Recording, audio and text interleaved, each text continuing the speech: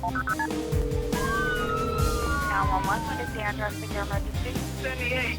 Help! Aliens about 1 operator 6180. What's the address of your emergency? 1797 Sumter Street. We're being robbed at gunpoint. No. They're following me to my house. The guns are already out. She's shooting. Okay.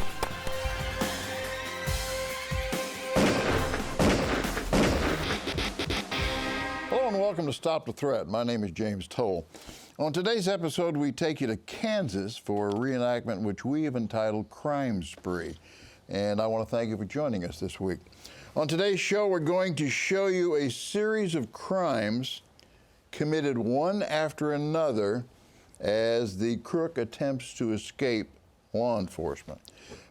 He keeps changing what we're referring to as a dispatch profile because they keep getting additional information.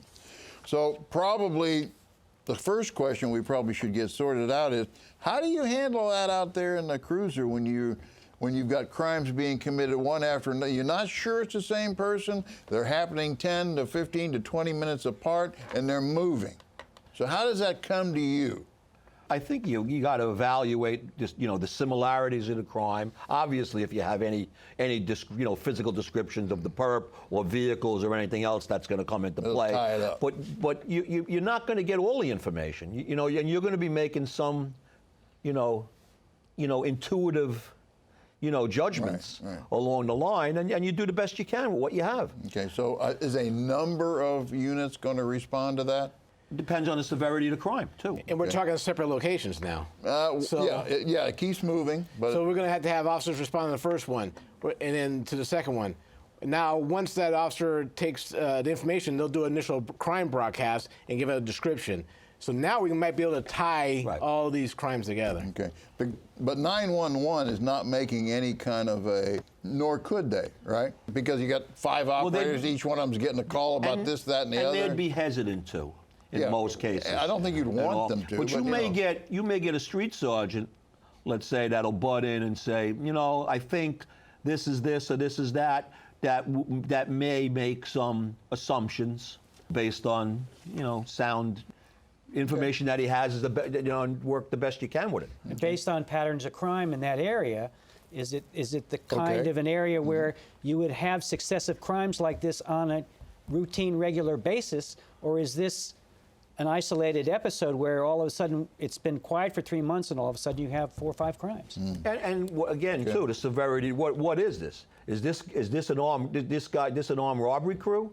Are they going into places sticking up people at gunpoint? Or is it a property crime? I mean, and that's going to have you don't really know how many people are involved. Sure. Because you just keep getting the report. But you're going to want to know about the potential for violence and weapons. Right. Those are going to be your first questions. Right. Is like I said, if somebody's sticking somebody at gun, you're going to have a lot more cops going to a location if somebody's committing an armed robbery as if you do, somebody's, committing a property crime. Mm-hmm. Okay, I did a little checking. Interestingly enough, the FBI considered Bonnie and Clyde as on a crime spree. I didn't think about it that way when I first read it. And I'll ask you a question out there. I know you're very comfortable watching the show. How many people did Bonnie and Clyde kill on their crime spree? And if you answer me quickly, I'll send you a coffee cup. How's that? Okay, I've only got a few minutes left, but I have less than a minute left. Frank Hammer, who was that? He was a captain, Texas Rangers, and he led the, posse, so to speak, that eventually shot and killed Bonnie and Clyde in Louisiana. Right, yeah. Interesting story. I know that many of us have seen parts of it, but I just thought it was a very interesting story. When we come back, I'm going to show you part 1 of Crime Spree. Don't go away.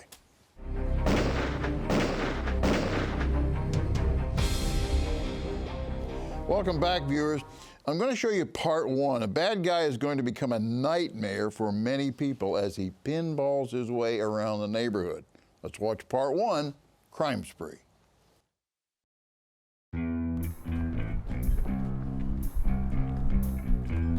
Keys, now. Turn around, new day. Okay, I don't want any trouble.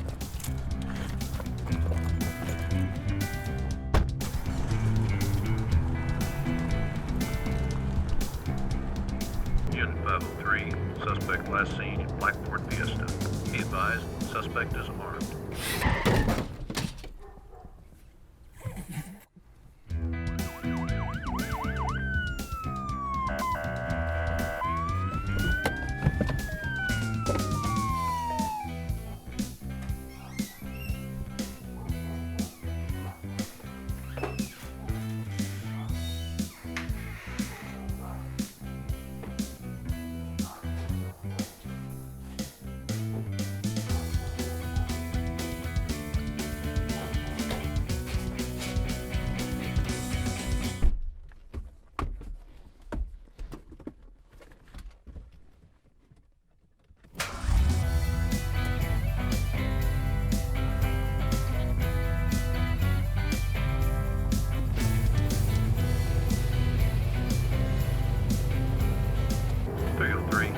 Beige 2005 Mercury sedan reported stolen.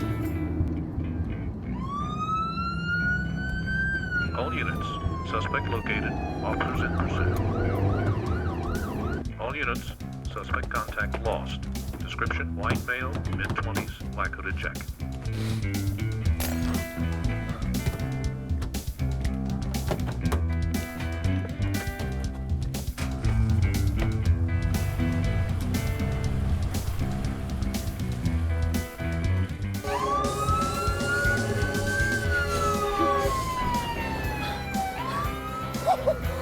Never gonna catch me.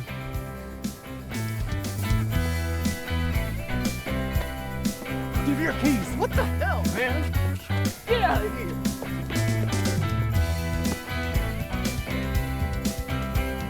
Some guy just tried to steal my car. Yeah, we fought, but he ran off. He was wearing a black hoodie and some blue jeans.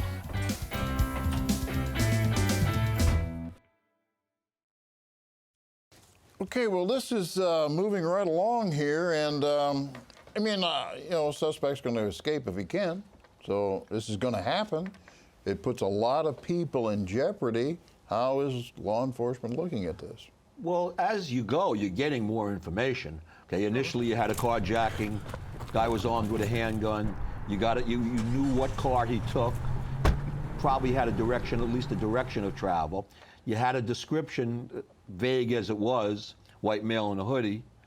And then as the crimes continued, okay, they lost track of the suspect. Then he broke into another car. So you're getting information as you go. And you got a couple of consistencies as far as descriptions. The second description, again, when the guy tried to take the guy's car, you know, strong-arm the guy for his car. So at that point, you can pretty much think it's the same guy. Okay. And it's probably in a close proximity enough that it would be logical. So when you put all that stuff together, you're thinking you're probably looking for the same guy or guys. Any comment? Yeah, again, it goes back to my earlier comment. If you have a series of crimes that are in relatively close timeline, similar crimes, not the kind of crimes that would occur in that kind of timeline on a frequent basis in that area, odds are it's the same perpetrator. Okay. So, me as a homeowner, me as a good law-abiding citizen, what am I learning from what I've just seen?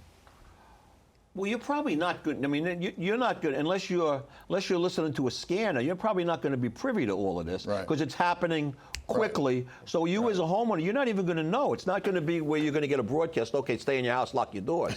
You're not going to get any of that. So I'm driving along, or I'm going to my car, and I get jacked. Yeah. What did I learn there? Situational awareness, as wore out as that is that could have been stopped at that point, maybe? Maybe. Okay, yeah, maybe. Garett? It's possible. I mean, it's a property crime. If someone puts a gun in your head and they want your car, give them the car. That's why you have insurance. Okay. So I think maybe this also might prove the fact that when the cops are minutes away, kind of a thing, you need to be prepared. Perhaps if people were armed, they might have had a better chance at stopping this as it occurred to them. That would be a lesson we could pass on to the folks there. That I guess you're never going to know when it's going to happen, but if you train well and if you're prepared and you're looking around and paying attention, these things happen. And it certainly puts the odds more in your favor. Right. I mean, the more vigilant that you are, and the better prepared you are, there's no guarantees. Right. I mean, when you get involved in a close quarters armed encounter, right. Good things aren't going to happen. I mean, there's a good chance you're going to get hurt, even if you are well trained and everything else. But if you're completely unaware and untrained, you have little to no chance. And on that note, we'll be right back with part 2. Don't go away.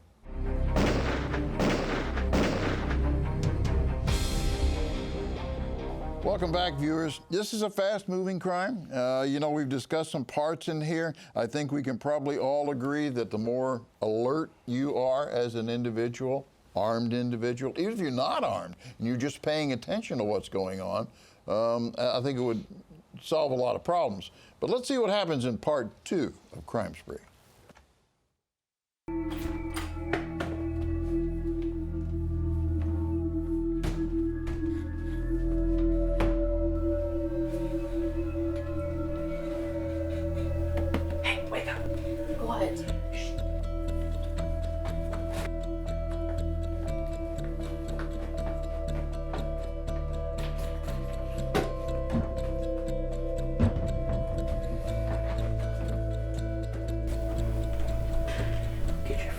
Go to the kids' room. Call 911. There is someone downstairs.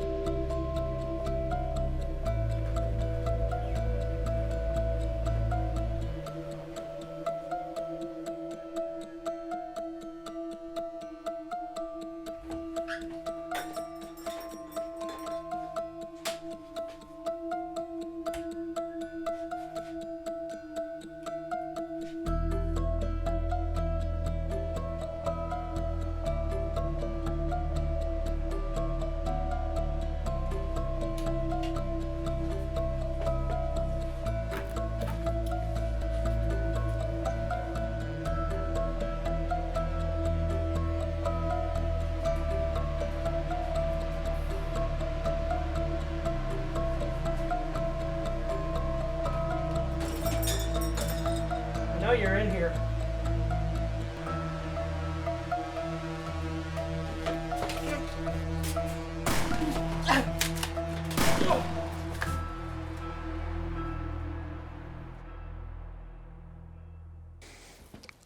Okay, I'm not sure where to start on this except to say that I heard that he said to the wife, go to Jim's room. So I'm thinking, okay, there's got to be another person there, right? Maybe it's a child, kid, right? So my question to you is, am I going to go down the staircase and go hunting for this person? Is that the wisest move to make? No, it's a stupid move. Yeah. Well, I guess we can agree on that. All in favor of stupid. Yeah. Okay. I mean, especially with the two people, your two other family members upstairs, that you're going to go down the stairs. Bad enough if, let's say she was armed and stayed there, that would still be a bad mistake. But when you're compounding it even more to search for this guy, I mean, the ideal situation here for me is be right at the top of those stairs. Right. Right, you got the funnel. And anybody that comes into that funnel, it's right. Because you saw when he went down the stairs, he's looking left and right. He doesn't know how many people are down there. I have said on many shows that you are the king of your castle, and only you can go through your castle at night, probably much better than a bad guy could who's never been there. I've said that, and I admit that. However, I'm going to go with these guys on this one. Stay at the top of the staircase and wait for the action to come to you. What do you think, Garett? Exactly. I mean, what's going to happen downstairs? What kind of crime can really happen downstairs? Okay, good point. What can happen? Right, theft. Right. Someone, he's going to steal something. What you want to do is protect your family. So either stay at the top of the stairs or move into your child's room where your wife and your child is and barricade yourself in there. He starts coming towards you. You already pumped the shotgun. He already knows you're armed with a shotgun, right? If he wants to stay and play, that's fine. We'll play with him. Right. But come towards me, now your intent is to harm me and my family. Right. I like that. In the NRA Personal Protection in the Home course that we teach, we would not recommend going searching through the house. You'd stay upstairs or back in the child's room, wait for 911 to respond. He could have also made himself a smaller target at the head of the stairs, waited with the shotgun until trouble came to him. They wouldn't notice him if he were a smaller target, either kneeling near the wall. They'd have a much more difficult shot to make. He'd be protecting his family. Okay, that didn't happen. The guy goes after him. What's he doing wrong now in the hunt? Well, one-man building search is, I don't care how well trained you are, is a losing proposition. Even in your home? If you had to. Now, let's say that, let's assuming Jim is the child, and he's in a downstairs bedroom. Okay, you have to do something, because then it's reasonable for you to do something to protect that other family member. Here, he put his family in jeopardy. Forget about even the hunting part of it. Forget about the legalities. Forget about the tactical side of it. He, besides all of that, which was wrong, he also put his family in jeopardy. I mean, it appeared, at least from the reenactment, she's unarmed. She has a cell phone, a child, and he's running around downstairs. Even if, suppose the guy just slipped in behind him and ran up the stairs. Yeah, okay. Is the owner better off staying with mom and the kids, or separating and sitting on the stairway and waiting? I like the stairwell myself. You like the stairwell? I like the stairwell yourself. But if you're taken out, mom and dad or mom but again, though, if you can find it depends on the room. Yeah. Okay, if you have a good sized room, let's say you have a gun safe in there, you have a good position of advantage, you have cover, fine. If it's a small room where a kid is, and the room is 10 by 10, and now when this mope opens the door, you're 6 feet away from him. I'd rather be on the top of the stairs. Hold it right there. When we come back, we're going to pick that up. We're going to see what Garett has to say. Don't go away.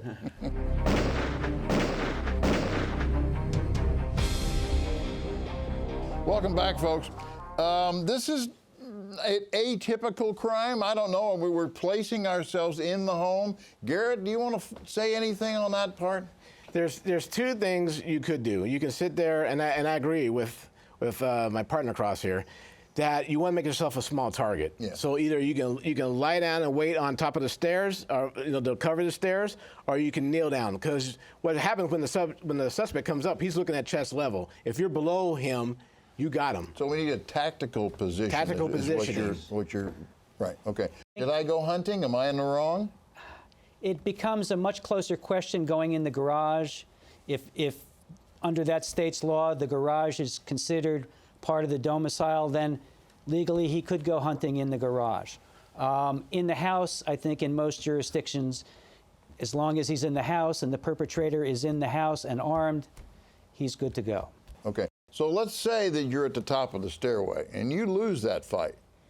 The next thing that's going to happen is someone's coming through the door. Kind of like and it could be law enforcement.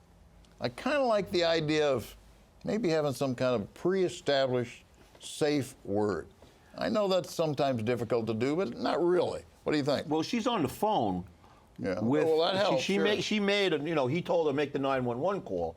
So if dispatch is on the ball there, she should be remaining on the phone, communicating as this whole thing, transpires. So okay, so nobody has a problem then leaving that for a second. No one has a problem with the fact he went hunting, found him in a garage, and point blank range, he boom, blew him up. And you have a weapons retention incident. This guy tried to disarm him. Yeah. And he did a nice job with the weapons retention, and then shot him. What choice did he have then? Close quarters, gun to gun. If he doesn't shoot that guy, is that guy going to take that gun away from him again? Okay. If you try to grab my gun, you're using deadly force against me now. Right. Imminent threat. Imminent threat. Nice. And I got to take action. I got to stop you. All right. Okay. Anything else we can leave them with? I don't know that everything went brilliant here, but it all turned out well. Well, one of the things that we haven't really talked about, his entry through the front door. Okay. That was a pretty weak front door. I would counsel people not to have a front door with glass in it, number one. And if you have a deadbolt on it, for God's sakes, use it. It wasn't used. He jimmied that door open. Right. Well, anyway, I think this crime probably could have been prevented early on, maybe earlier, if people had been aware of what took place. But that's what took place. And this is the follow-up. Bad guy dead at the scene. I guess that comes as no surprise. Now, we alluded to the fact, and you made a good point, and I think this is worthy of your attention for a moment, how to handle this shotgun as you're clearing the room or your home or whatever the case may be. Tell us that again. Yeah, if you have a long-barreled weapon and shotgun, you're going through your house with a rifle, he did it, and the homeowner put the barrel down before he went through the opening. Because you don't want it sticking out, because now he knows, the suspect knows, well, there he is, and then he has a shotgun. Let me grab that barrel. Okay. All right, good. Actually, I think that's a good point. I don't think we've ever covered it, a tactical point like that before, so I do appreciate that, and I'm sure that you folks do out there. Anything else? We've got just a few seconds. His weapons retention skills, he had some training. Excellent. Because that was textbooks, the way he came up with the body, and took that shotgun back from the perp, and then... Maybe that's why he did all the right things. He had some training. We got to go. We'll see you again next week. Be safe, be trained. Please be alert.